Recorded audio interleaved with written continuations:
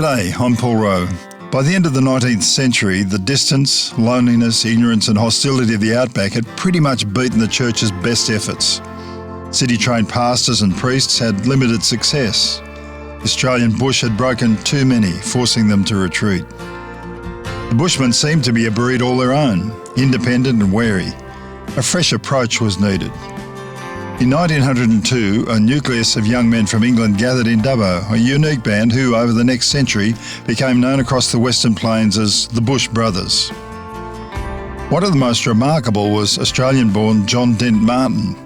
The 22-year-old seized on the adventure of living in Bourke, pushing a worn-out T-model Ford across 25,000 square miles, caring for his scattered flock. The bush proved a tough teacher. Searing heat, sandflies, mosquitoes, snakes, sandstorms, bogs, floods, water-filled engines and blown tyres combined to turn the boy into a man. As the years passed, Brother John became a welcome guest. His arduous journeys brought friendship and practical faith into the harsh working world of isolated people. He supplied fun for the station kids with gramophone records, a book or a doll. He transferred church life into their homes. John won a hearing with his fists. He took boxing gloves when he dropped into the shearing sheds and went a few rounds with any willing starter. He learned the wool industry by yarning over a meal or a game of cards. The union rep in the shed would organise men to attend Brother John's services. Someone summed up his approach: he believed in a man until a man began to believe in himself and to seek God's grace. Endless stories circulated of John's practicality, loaning a shearer a quid, playing the piano at the local ball, visiting at all hours when a dengue fever epidemic gripped the town, or serving as a night nurse in the hospital.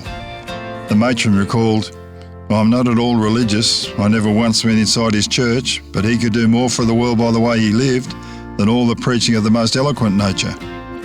John's strenuous service eventually took its toll, and when his 5-year commitment was up, he took a call to the centre of Sydney at the historic St James Church. A year later, the news reached Bourke that John Martian had passed away aged only 29 as a result of an injury sustained in a football game.